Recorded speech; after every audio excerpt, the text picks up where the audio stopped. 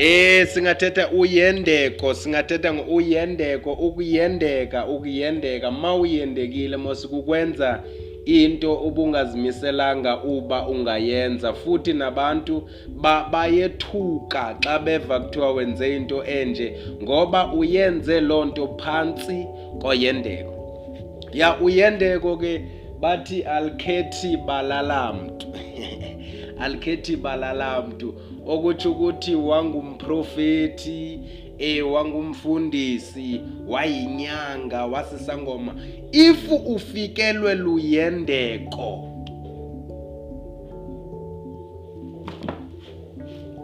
liyakufikela. Mawufikelwe nje luyendeko liyakufikela, alikhathaliseki noba uloluphi uhlobo lwebala, alina racism. Mawufikelwe luyendeko, ukuyendeka sithe mosi kukwenza into ukukwenza into ubungalindelanga ubungayenza, okanye ubungacingelanga ubungayenza. Nabantu futhi bangethuka if bangeva kuthiwa wenze into. Loo nto siyibiza ngoba luyendeko. Uyabona?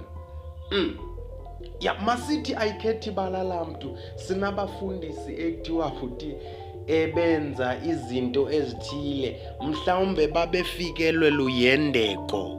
Uyabona? Uyendeko ngoba alikhethi balala mntu.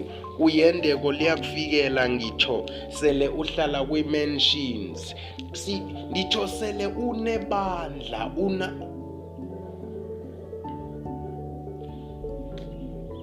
uyendeko lukufikela sele uthetha izilwimi, ngoba alikhethi balala mntu.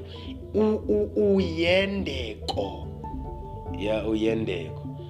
Uyendeko ngoba lento iluyendeko into esingathi yakhele emntwini, into kunayo iyacontrola, uyabona, okanye iyamanejwa, ngoba kuba masowufikelwe luyendeko liyakufikela.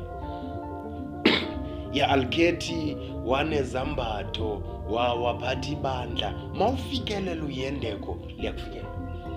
Futhi lifika ngeentlobo ezahlukahlukeneyo, lisifikela ngeentlobo ezahlukeneyo. Ilo nalo ufikelwa luhlobo lakho, luhlobo lwakhe loyendeko.